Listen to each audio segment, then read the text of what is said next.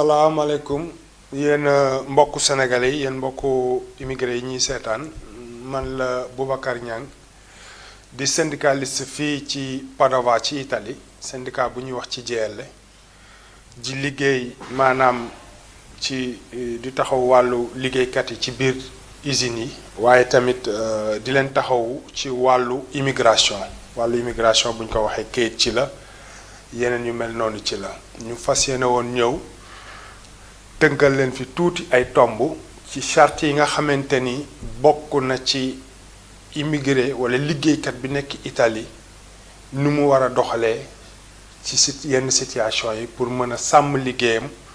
wala war a sàmm wér-gu-yaramam ci point yooyu ñu fas yéene ci indi ay leeral tënk ko fas yéene aussi bu fi amee ay mbokk yu fi woote laajte ñu indi ci ay tontu ci li ñu xam ci li ñu xamul ñu bind ko bu beneen yoone incha allah bu ñu fi delsee ñu mën koo indi ñu mën a indi ay leeral ci loolu. biñ fi mujjee ñu invité woon ñu dañ doon wax ci wàllu retraite xëy na wax nañ ci mais laaluñu lépp ñu bëggoon tey yokk ci tuuti pour gën a leeral.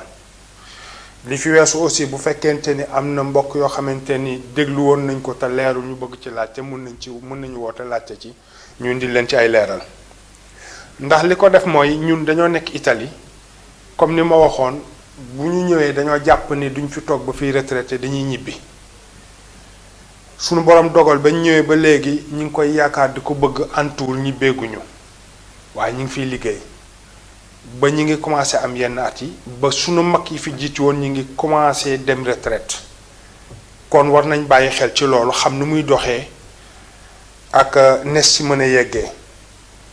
bokk na ci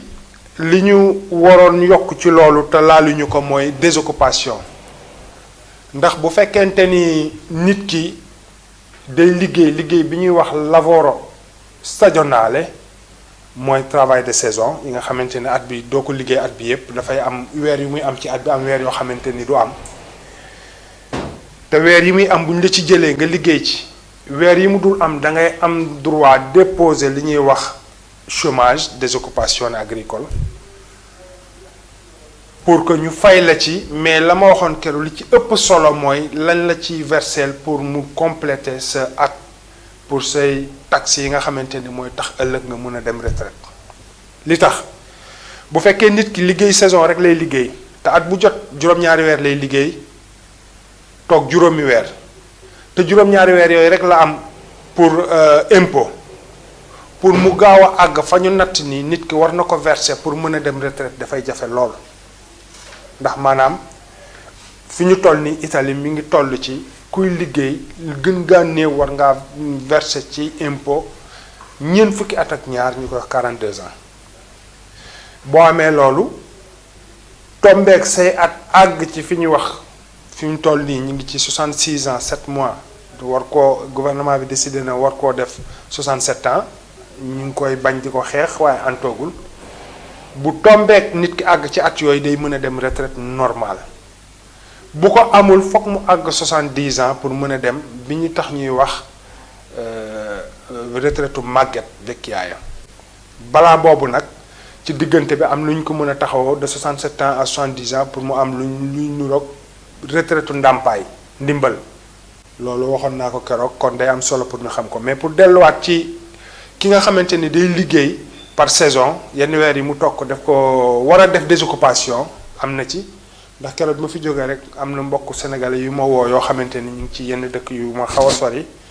di liggéey ci yu mel noonu te suñu borom dogalu ñu xamoon ni loolu waroon nañ ko mën a def pour mu dimbali leen maanaam kiy liggéey ci liggéeyu saison bu defee 7 mois dafa war a dem déposer désoccupation agricole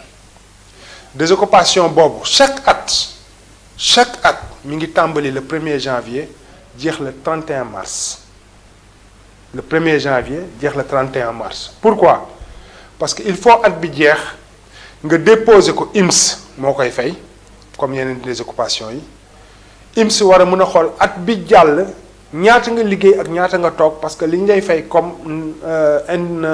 chômage ak la ñuy verser si aussi impôt bi ci jour yi nga liggéey ak ci la nga liggéey la dépendre su xoolee la nga toog ak la nga liggéey dana mën a xayma lam lay fay la ko lam lay verser taxe mu verser la ko taxe kon loolu dafa am importance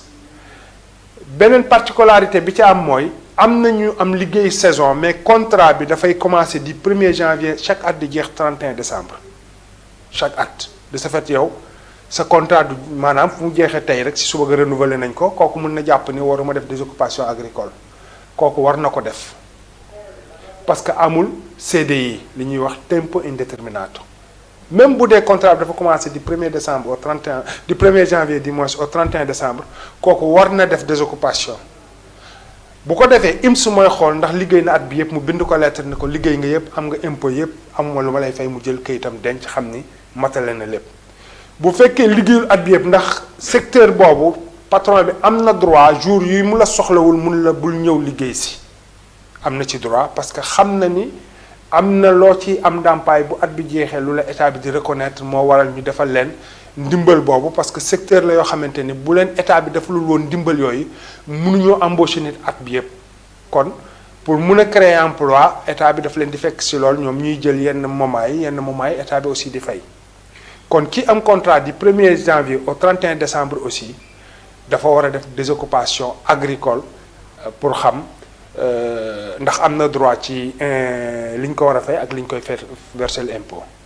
désoccupation agricole comme ni ma leen waxee du 1er janvier la au 31 mars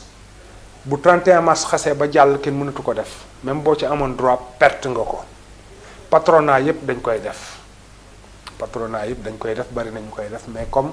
man ci jeel laay liggéey dama naan koo xamante ni aussi doyloo nga ñu wala nga xam fa ñu nekk su la neexee nga ñëw ci ñun ñu defal la ko loolu bokk na ci lu am importance parce que 4 mois par année 5 mois par année ñu fayal la ko impôt pendant 20 ans 30 ans mu compléter sa at la nga fayoon pour mën a dem retraite am na solo te du dara lu dul demande boo war a def kon xam ko def ko am na ci solo ñàkk ko xamit aussi dana indi gàllankoor dina porter préjudice ëllëg nit ki bokk na ci toujours loo xamante ni dañ koy boole ci wàllu retraite li ñuy wax aspettativa moom la ñuy wax ci Sénégal disponibilité nga soxla weer boo xam doo ko liggéey duñ la ci fayal taxe nga demande ko sa patron d'accord ci bindal la kayit may la ko ñaari weer mu bindal la may la ko pourquoi ñu indi ko ci dafa bari ñu koy def pour mën a dem Sénégal parce que xëy na waxtu yi ñuy bëgg a toog seen réew noonu lañ ko mën a amee ndax congé bi du doy waaye nag baax na aussi képp ku koy def nga xam lan moo la ciy fekk ëllëg li la ciy fekk mooy bu dee yow da ngay jël 2 mois aspettativa par at ou 3 mois lu mu ci mën a doon weer yooyu kenn du la ko fay congé la boo xam ne kenn du la ko fay kenn du la ci fayal taxe neex na parce que loolu nga bëggoon pour mën a dem toog fa nga bëgg a toog jege njaboot gi wala gis say mbokk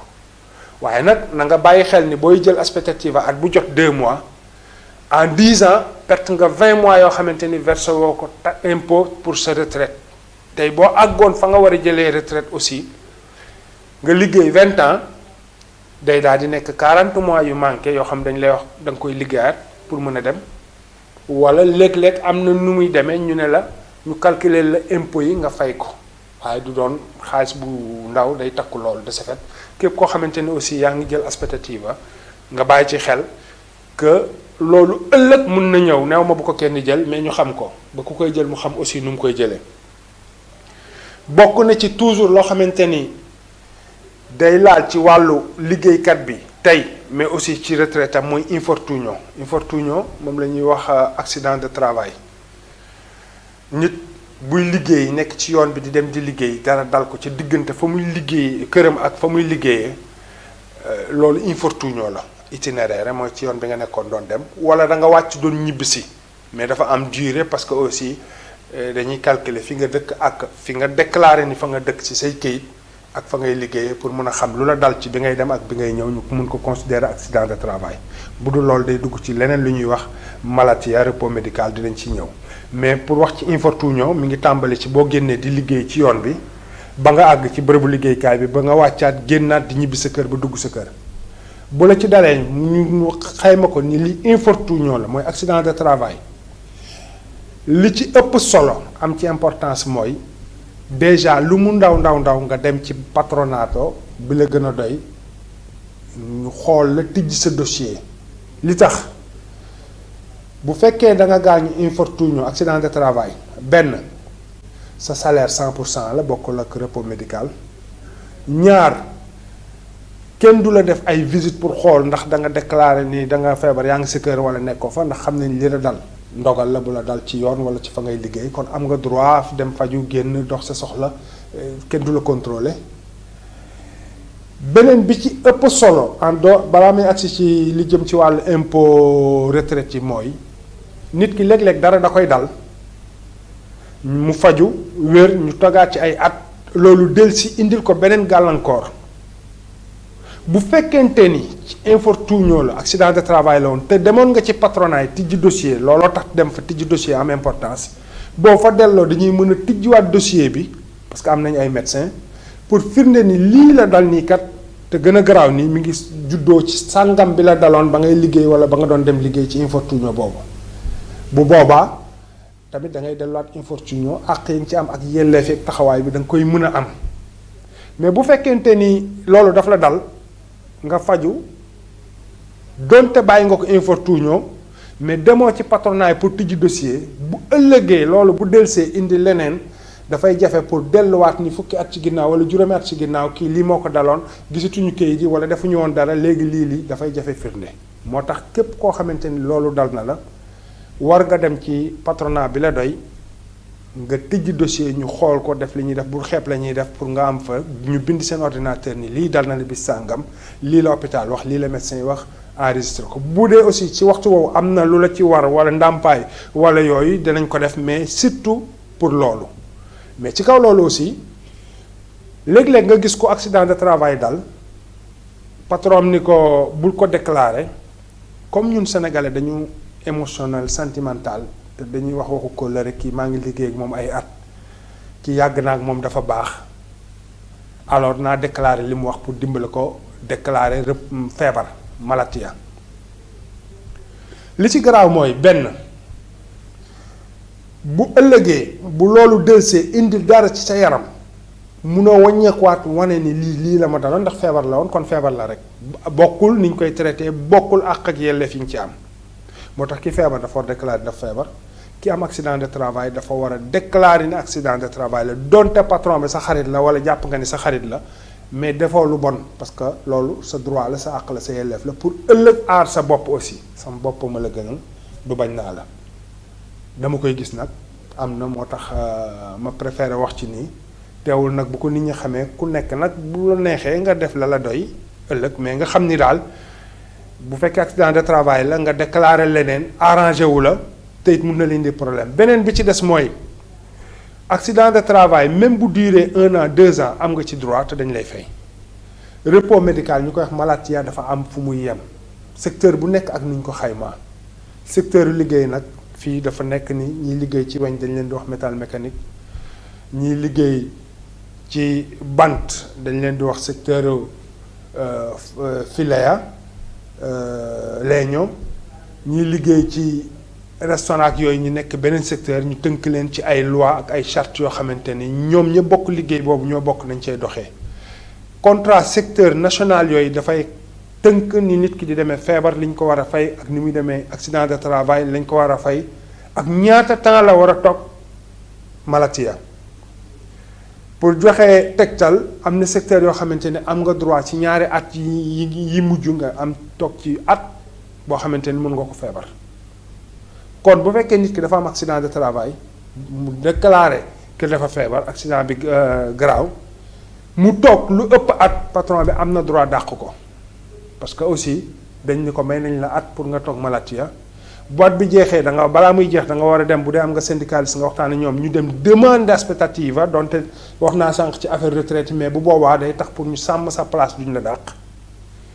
bu fekkee loolu mënul nekk ñu xool nooy def pour nga mën a dellu liggéey parce que bu fekkente ni matal nga li ñu la may ni war nga koo def feebar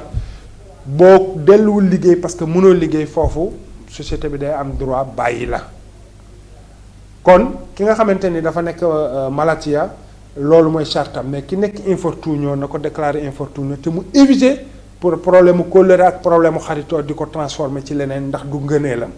te it àqam ak yelleefam moo ko may loolu portewul préjudice donte infortunio bu la dalee ci biir dita société bi ngay liggéeyee dafa mel ni oto bii fay assurance def accident bu defee accident dañuy yokk la muy fay ci assurance am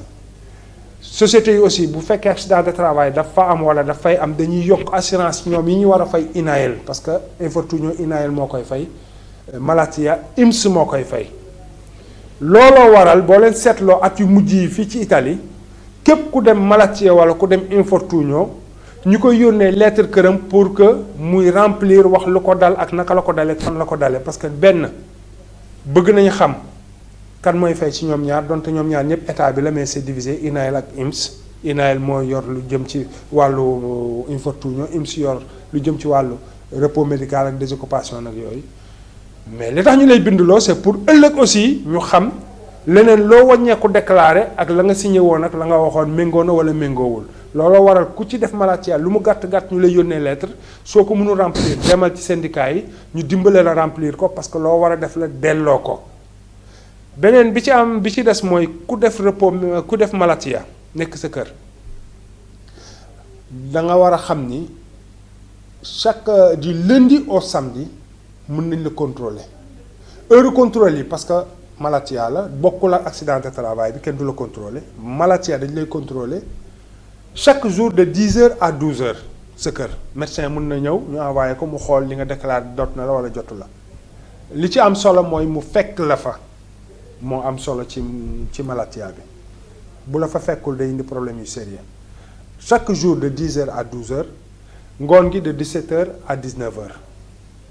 bu la fa fekkul lu mu gën a gaawee war nga dem ci syndicat yi ak INPS wax li tax ndax dañu sonné déggoo ko da nga doon nelaw wala yu demee noonu mais bu fekkente ni defoo li nga ci war a def ba ñoom ñi bind ni reconnaître ñu Malattia boobu li ci am problème mooy bu dee fayoon nañ la dañ lay wax nga rembourser xaalis te da nga koy rembourser deuxièmement mooy mun na la indil ay gàllankoor ak fi ngay liggéey parce que day daal di nekk léegi li ñuy wax absence non justifiée assenza non justificata kon il faut nga justification mun na indi ay gàllankoor de ce fait ñu bàyyi xel aussi ci heure de visite yooyu bokk na ci tomb yi nga xamante ni bëggoon nañ ko indi leeral ko mooy lu ci mel ni férié mooy congé chaque at liggéeykat bi Italie minimum dafa am 1 mois de congé 1 mois de congé bi dañ ni 15 jours yi yaa koy proposer d'état bi moment bi nga ko bëgg mais du lay imposer da nga koy concordare da ngeen ciy waxtaan 15 jours yi ci des société bi moo lay proposer mais da ngeen ciy waxtaan mais moom moo la ëpp doole foofu parce que li ko may doole mooy yoon dafa wax ni daf la war a jox sa congé bàyyi waale xel ci doxalinu liggéey bi l'organisazione del lavoro kon foofu may nañ ko tuuti doole boo xamante ni su gisee ni mu bàyyi la sa congé dafay gàllankoor liggéey bi ñaari dafay jafe pour nga imposer wu pour mën a dem mais boo amee férié dem Sénégal ci biir férié bi wala demoo Sénégal wala fii nga nekk ci biir férié bi nga feebar dootul nekk congé su fekkente ni dem nga ci médecin fournir document yi wane ni yow da nga feebar dafay dagg congé bi diiru li nga nekk feebar loolu feebar lay doon yaa xam fii nga nekk yaa xam bitim réew nga nekk mais ki nga xamante ni dafa feebar am certificat yi wane daf feebar dagg na congé bi Malattia lay nekk dootul nekk congé bu fekkee fii nga nekk nag bu Malattia bi jeexee da ngay déggante ak société bi ndax da ngay continuer mais c'est pas automatique da nga am droit def nga ci diggante bi 10 jours yi da nga ko feebar kon da nga yokkaat 10 jours toog ko looy d'accord ak ñoom la bu fekkente ni nag da nga def sa weeru congé ci bi weer wi jeex nga feebar beneen mbir la parce que boobu da nga war a reprendre sa liggéey nga feebar fournir kayit yu wane ni da nga feebar am nga ci droit moo xam mu fekk la fii moo xam mu fekk la bitim réew mais bu fekkente ni bitim réew la fekk yow ngay jeexal sa férié feebar da nga war a defar certificat médical fa nga nekk nañ jël exemple Sénégal li ëpp solo ci certificat médical bi ginnaaw bi mu waxee ni da nga am lu la dal mooy sa adresse Sénégal nekk ci certificat médical bi sa adresse Sénégal dafa war a nekk ci certificat médical bi su dul loolu IMS du la nangu fay malatia bi donte am nga ci droit. pourquoi parce que dafay wax ni même Sénégal nga nekk joxoo ma possibilité pour ma contrôler la ndax da nga feebar wala feebaroo parce que mun naa la contrôler à travers l'ambassade d'Italie kon adresse bi daf ci am solo muy benn buñ la joxee certificat médical bi le même jour donte en français la wala anglais la ak làkk bu mu mën a doon da nga ko war a fax sa société ci làkk boobu le même jour fax am reçu fax bi en même temps da nga ko war a fax IMSU dëkk ba nga nekk bu dee Padova IMSU Padova bu dee Treviso IMSU Treviso dëkk ba nga nekk denc say reçu léegi nag certificat boobu da nga war a dem traduire ko en italien légaliser ko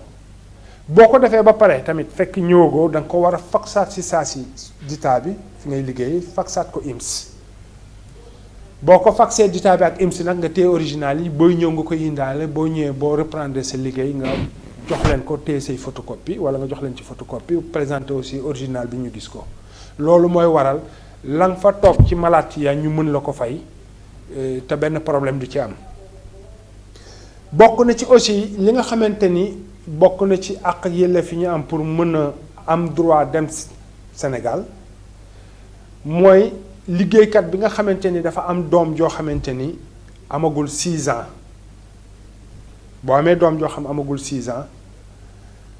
am nga droit 6 mois yoo xamante ni soo ko demandé congé de parentale lañ koy wax congé de parentale lañ la tudd dinañ di nga mën a dem sa dëkk ci durée yi nga bëgg ci date yi nga bëgg yow sa ditaa du ci mën dara ñu fay la ci durée ba nga fa toog 30% ci sa salaire naka lay demee ki nga xamante ni dafa am doom soxnaam nekk Sénégal ak doomam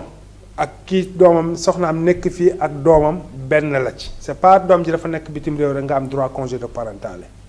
différence bi rek mooy bu fekkee sa soxna fii la nekk Italie di liggéey def maternité amoo droit congé parental amoo ci droit bu defee maternité bi yépp à moins que mu def une partie by une partie IMSS dina la ko permettre mais bu nekkee fii def ko amoo ci droit mais bu dee sa soxna ak sa doom Sénégal la nekk liggéeyuñ fi am nga ci droit boo yoree ñaari doom yu amul 6 ans parce que ñoo bokk yaay wala bokkuñu yaay doom bu nekk am nga droit def congé de parental ci moom 6 mois ba muy am 6 ans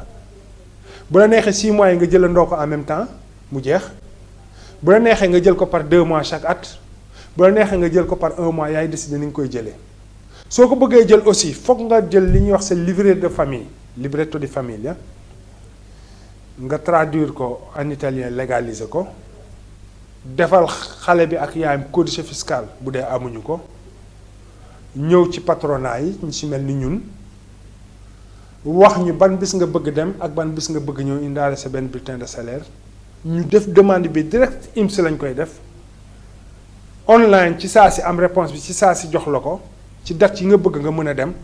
ñu jox la sa copie ak copie bi nga xam moom ngay jox sa patron te moom amu ci droit wax ci parce que loi la bu ñu voté mu neex ko mu naqari ko loolu aussi sa àq la ak sa yelleef la koo xamante ni am nga doom ju nekk fii te sa soxna liggéeyul am nga ci droit koo xamante ni sa soxna mi ngi Sénégal wala say soxna ñi ngi Sénégal donte bokkuñu yaay wala sa ñaareel wala sa ñetteel wala keneen ku sa ñeenteel ku wala donte ni sax sëyu leen am nga ci droit boo ñëwee nañ la wax kayit yi ngay xamante ni moom ngay fournir pour que loolu nga mun ko jël congé de parentale nag ku ko jël maa ngi leen di fàttali ni leen 30% lañ lay fay ci la nga xamante ne mooy sa salaire congé de parentale boo ko jëlee waxtu ba nga ko jëlee am nga impôt yi parce que IMSS da lay verser impôt c'est comme ku nekk désoccupation agricole wala ku nekk désoccupation normale bi ñuy wax NASPI yooyu am nga impôt yi nga xamante ni dañ la koy fayal pour sa retraite mi ngi ci biir li ci am solo rek mooy ki nga xam pour delluwaat tuuti ginnaaw fàttaliku ci kii def accident de travail INAIL bu ko fayee ñaari da koy yónnee benn enveloppe benn lettre pour won ko ni ko fay nañ la lii parce que am ñoo xamante ni directement la leen ko seen patron di fay parce que ci secteur bi ñu nekk la INAIL remboursé seen patron mais lettre bi dina ñëw pour wane ni ñaata nga amoon droit am ñoo xam directement lañ leen koy fay yónnee leen chèque bi wala ñu defal leen virement bi mais lettre bañ lay bind ni la fay nañ la nangam dafa am solo pour nga denc ko lu mu yàgg-yàgg parce que bis boo demee ba toll ci waxtu dem retraite mën na laa amal njariñ lool kon lettre yooyu di jóge ci INAEL ci infortunio am na solo ñu denc ko bu dee malattia wala repos médical du problème bu dee congé de parentale du problème mais yi nga xamante ni ci accident de travail lay jógee ñëw sunu kër lettre yooyu bu ñu ko mënee denc bañ koo sàggane am na ci solo ci kaw loolu dañuy jóge ci wàllu liggéey bi daal di dem ci wàllu séjour yi parce que tamit li tax ñu tënk tomb yi mooy ñi nga xamante ni dañuy faral di ñëw ci ñun di sàkku ndimbal dañuy faral di wax seeni jafe-jafe pour comprendre yenn yi ci kaw loolu la ñu jàpp rek ni bu ñu tënkee xëy na tomb yi dina mën a doon loo xamante ni dina yitteel ñu bari comme ni ma ko waxee waaye teewul bu fekkente ni am na yeneen yu fi feeñit buñ ci mënee tontu dañ ci tontu buñ ci mënul tontu danañ ko bind buñ fiy dellusiwaat incha allah ñu jéem ci indi ay tontu yu leer parce que dañuy bëgg comme xamuñu lépp waaye lépp lu ñuy joxe comme information rek muy doon loo xamante ni lu crédible la ndax information bu dëngee rek mën naa lor kañ koy jox mooy waral léeg-léeg damay faral di wax ñi ñëw ci man su ma la joxee information bul dem ci keneen ne koy defal lii yabal ko ci man ndax xamuloo ndax yéen bokk àq ak yelleef wala bokk leen ko selon liggéey yi ngeen am selon seen situation famille ki am soxna ki amul soxna ki am ay doom ak amul doom kon dañuy bëgg toujours bu ñuy joxe information mu doon information boo xam ne dafay jub pour mën a jariñ permesso yi dafa am ay problème yu ciy faral di am mooy ñi nga xamante ni dañuy bëgg dem Sénégal wala feneen yàgg fa dañuy faral di laaj ñaata temps laa am droit toog ci biti ak ñaata temps laa amul droit pour éviter problème koo xamante ni permission normale nga am moo xam 1 an la moo xam 2 ans la koo xam permission normale nga am amoo droit toog plus de 6 mois bitim réew. salaamaaleykum. maaleykum salaam. di rafetlu émission bi nga xamante ni moom ngeen nekk nii maa ngi koy rafetlu. yokkal baal ma nga yokk kàddu gi tuuti ma dégg. man ni maa ngi rafetlu émission bi nga xamante ni bii moom ngeen di def maa ngi koy rafetlu bu baax a baax. jërëjëf te dama ci gis ne am ay kàddu yoo xam ne dama ko bëggoon a laaj maanaam dama doon liggéey fii liggéey naa fi ay at yu xaw a bari mais dama dem ba benn temps boo xamante ni bii liggéeyu fi may wax ak yow nii mooy liggéeyu ma dama taxaw nii quoi. léegi nag bon dama bëggoon déposer. ci candidat sax mais damaa xamul ndax dinaa ko mën wala déet quoi loolu laa bëggoon daal su ma ci. dégguma bu baax lan nga bëggoon déposer. dama bëggoon déposer passeport italiano. passeport waaw. waaw léegi nag bon ma doon ma si doon leerlu daal pour xam yan point daal laa ci war a mun a dox pour xam daal ndax dinaa ko mën wala déet daal. waaw. waaw loolu daal laa bëggoon leerlu daal. baax bu fekkee ni mën nekk da nga jàppale ma ci bu baax. c'est dinañ la ci mën a tontu léegi incha allah. baax na ko jërëjëf maa ngi koy rafetlu bu baax jërë ngeen jëf. jërëjëf waaw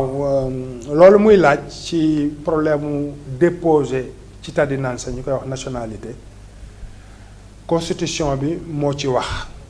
bokkul ak loi yi nga xamante ni maanaam dañ koy tënk di ko defar ak di ko defaraat ci wàllu immigration di ko changé loolu constitution bi moo ci wax li mu ci wax mu ne.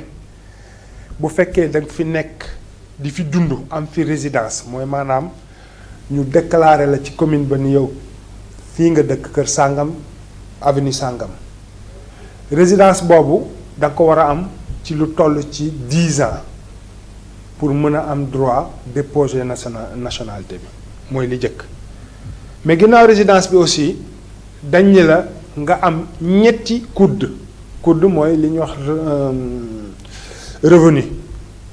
déclaration d'impôt wala revenu mun nañ ko woowee noonu pour mën a wax lan mooy COUD mooy wane ni man daaw liggéey naa nangam am naa nangam fay naa nangam ci taxe at bu jot kuy liggéey fii Italie dañ la koy jox kon man tey su ma bëggee déposer nationalité am 10 ans résidence fi may wax ak yéen war naa am 3 COUD yoo xamante ni fi ne ni ñetti at yi passé liggéey naa bu fekkente ni am nga ko te fi ngay wax ak man nii liggéeyoo nga déposé dossier bi normal na am na tuuti risque ndax bu fekkente ni war nañ la ko jox yónnee la du toujours lay am nag du toujours lay am mais mën nañ la yónnee kayit pour comme intégration laaj la ni la indil ñu sa kudd bu mujj bu fekkente ni ci diggante bi liggéeyoo mun na indi ay gàllankoor donte bu boobaa aussi dama lay conseiller nga dem ci syndicat yi ñu jëm la ci jàppale mais daal li may wax ni nit waru koo def mooy mataluma ñetti kudd yi ñu ne ma dugalal dina jàll du jàll koo xam sa ñetti kudd yu mujj yi amoo liggéeyoo ñetti at yu mujj yi mënoo ko dugal boo ko dugalee da lay indi problème ndax bu ñu la xasee ba rejeté il faut nga toogaat 5 ans pour mën ko dugalaat te boo ko dugalaatee aussi du yombee comme bu njëkk bi kon waxtu bi may dugal nationalité war naa am ñetti at yi ci ginnaaw ma liggéey te li gën mooy fekk aussi man may liggéey pour que bu ñu ma woowee laaj ma relancer ma mën a am kudd boobu pour mën a wane ni maa ngi liggéey li ma ciy dolli mooy foog naa ñëpp xam nañ ko mais du tey ñu wax ko mooy kayit yi ñuy légaliser Sénégal c'est important copie littérale d'acte de naissance ak casier judiciaire parce que copie littérale d'acte de naissance bi mooy tax boo fekkente ni allo. salaamaaleykum. maaleykum salaam. waaw sëñ booba. waaw ñu ngi ziar. ñu ngi lay ziar baax ndongo di Fallou Dieng. di la delloo ziar Dieng. di am mbégte lool wax dëgg yàlla. jërëjëf. ñu ngi leen di ziar bu baax a baax a baax. jërëjëf. dëgg yàlla point yi am na solo lool. jërëjëf. am naa xaw naa yee bu baax a baax sama classe bi nga xamante ni moom ñu ngi ci. am ay lu leen ciy jaaxal wax dëgg yàlla tey am nañ ci lu leen leer bu baax a baax a baax. daal dañuy maase rek di la ñaanal taxawaay bi yàgg. amiin Dieng. ba fépp foo ko bëgg a eggale rek sunu borom defal la ko ci barke Sëñ Tuubaa. amiin ñu bokk ak mbooloo mi. waaw wax dëgg yàlla ñu ngi am mbégte lool wax dëgg yàlla. alhamdulilah lool wax dëgg yàlla. alhamdulilah.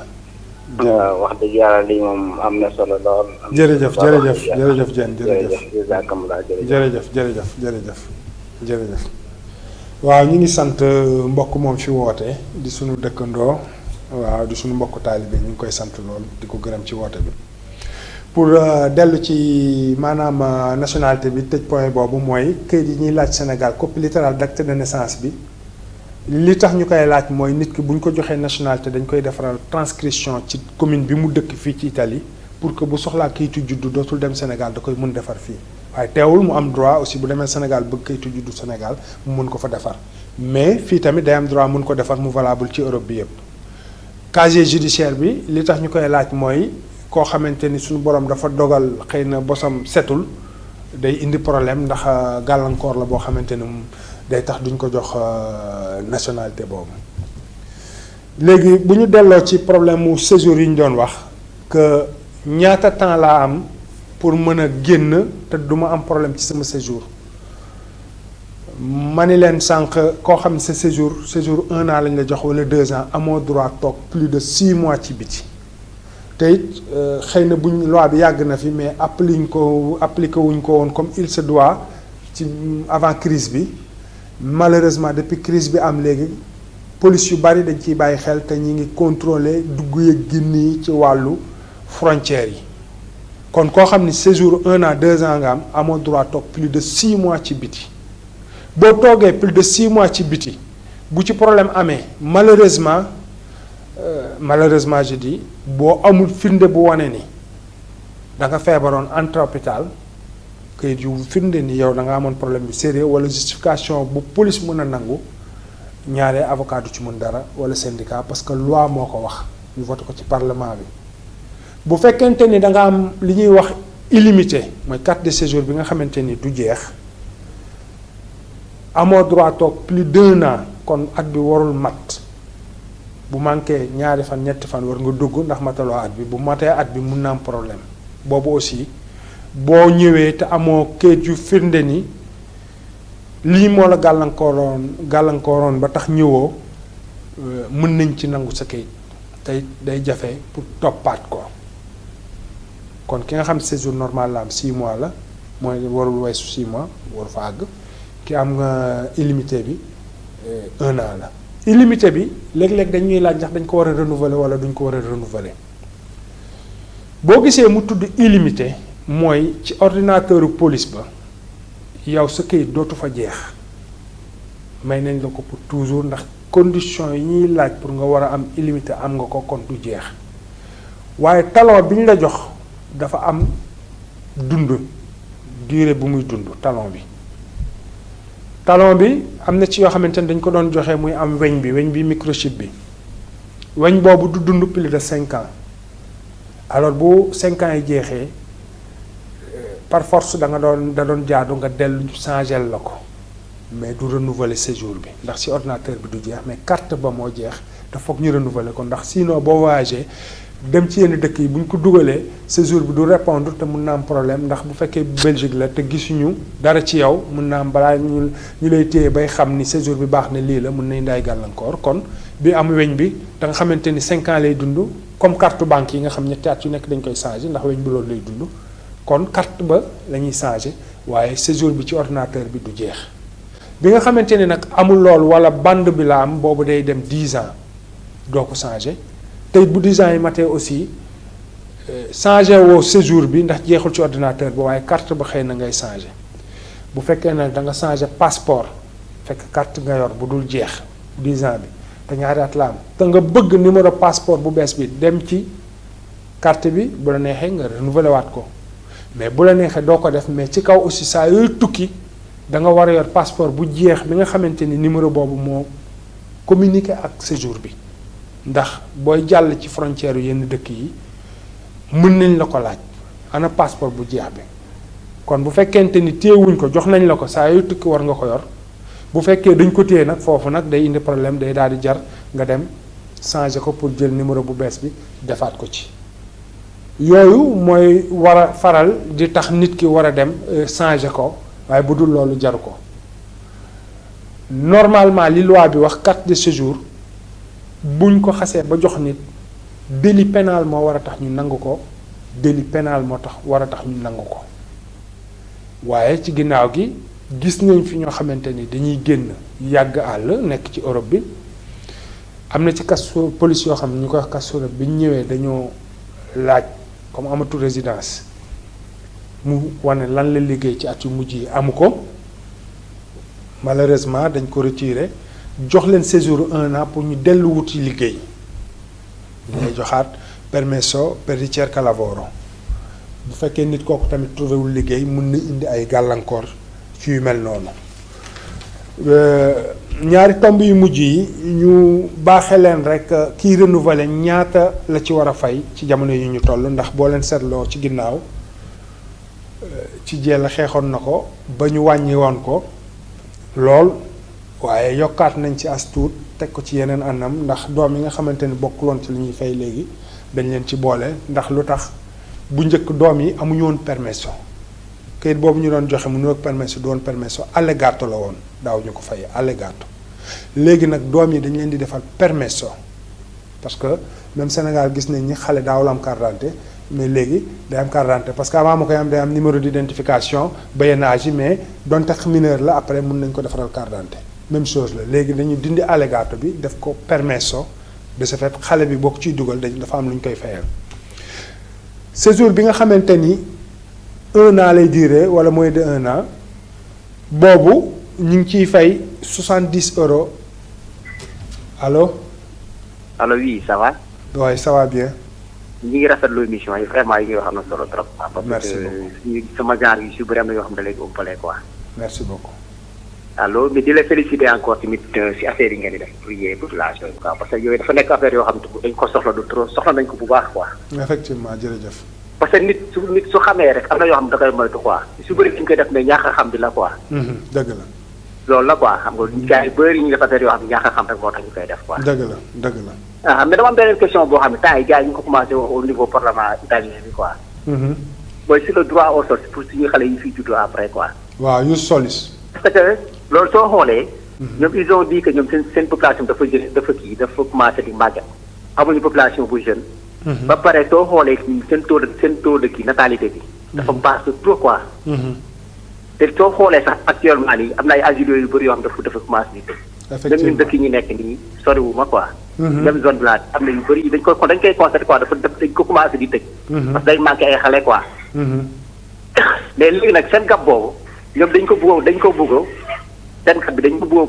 dañ ko bëgg combler si étranger yi parce que étranger yàggoon nañu kaas loolu mais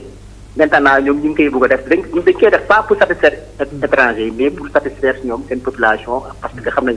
tôt ou tard après dañ so xale yooyu ñoom moo tax ñu bëggoon leen jox 3 ans man nag dama bëggoon wax ne avantage si nag ak inconvénients yi quoi. d'accord. merci beaucoup waaw kooku ñu ngi koy gërëm ci laaj boobu point bi mu laaj am na solo trop ci sunu doom yi fi nekk juddoo fi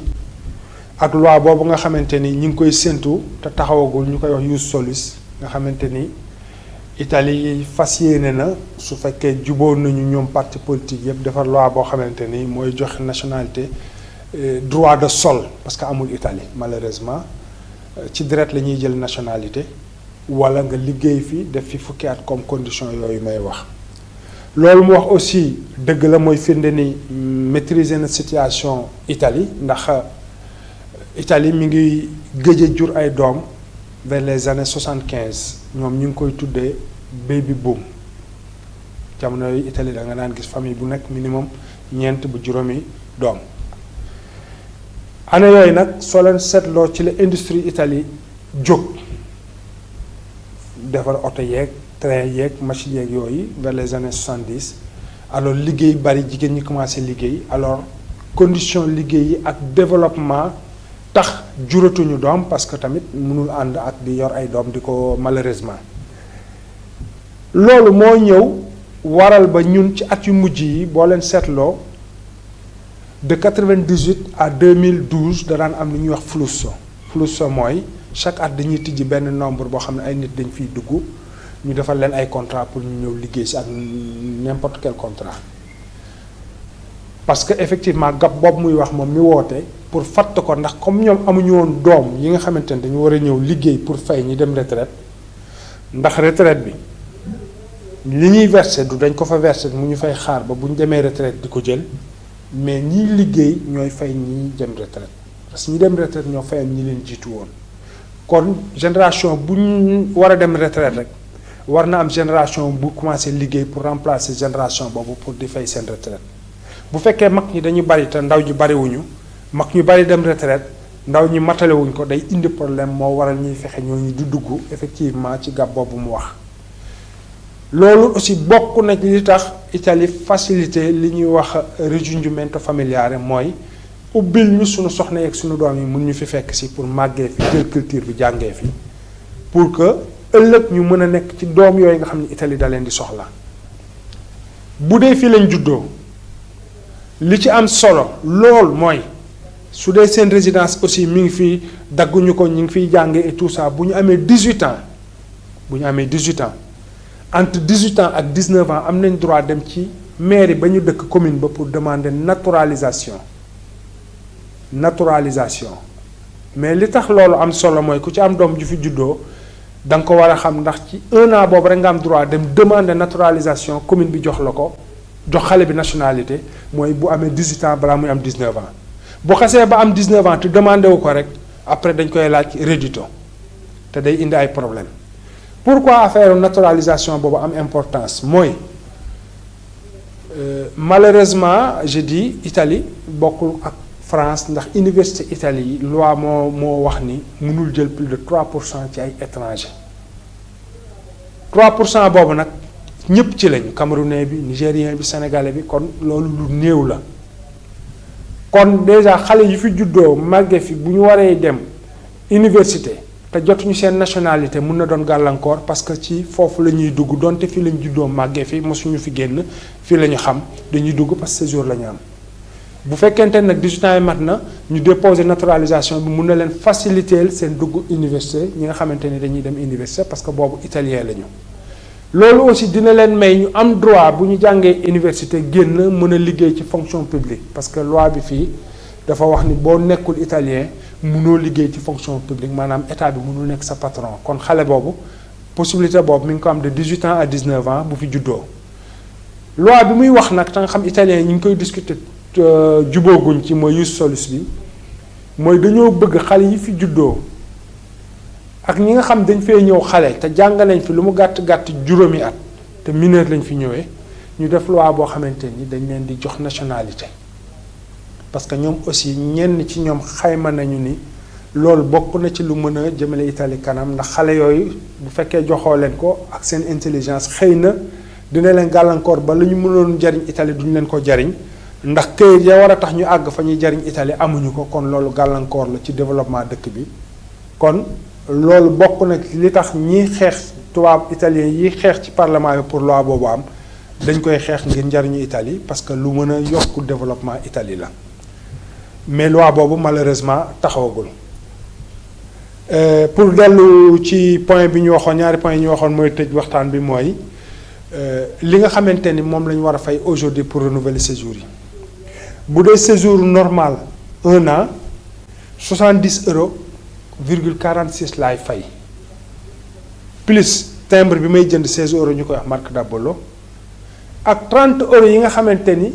poste moo ko moom jógu fi 30 euros yooyu ku nekk xam nga ko ku yàgg renouveler xam nga ko lañ ko fi defoon mooy service bi nga xam ne poste moo ñuy enregistré jël enveloppe bi yónnee ko loolu la ñu coûté mooy 30 euros kon 70,46 plus 16 euros timbre plus 30 euros mooy ki nga xam ne séjour 1 an la bu dee séjour 2 ans la li changé mooy au lieu de 70 euros day nekk 80,46 plus timbre 16 euros ak 30 euros bu dee séjour bi ma doon wax sànq muy illimité bi day nekk 130,46 plus timbre 16 euros plus 30 euros mooy li nga xamante ni tey aujourd'hui kuy renouveler loolu moo la ci war point bu mujj bi may laal mooy sunu waajur yi sunu parents yi nga xam ne dañ leen fi indi ndax ñaaree dañ leen fi indi te fekk mag la ñuy doon li tax ma bëgg ko laal mooy dañu war a xam ni ki fi indi parent bi mu nekkagul italien ak ki fi indi parent bi mu nekkee italien ba pare am na différence bu fekkente ni man dama fi indi samay parent kenn wala ñoom ñaar fekk nekkaguma italien bu ñu àggee ñoom ci atu 66 ans mooy atu retraite donte ci diggante bi nekk naa italien wala nekkuma ko chaque at damay fay xaalis boo xam par force pour ñuy faju su dul loolu dañuy nangu séjour bi pourquoi parce que Italie gis na ni seen xalaatu bopp ak seen doxalin que dañuy profité ci système bi ba di indi suñuy mag yi ñu fi faju ndax ku wax mag wax wéradi te comme fii faju fii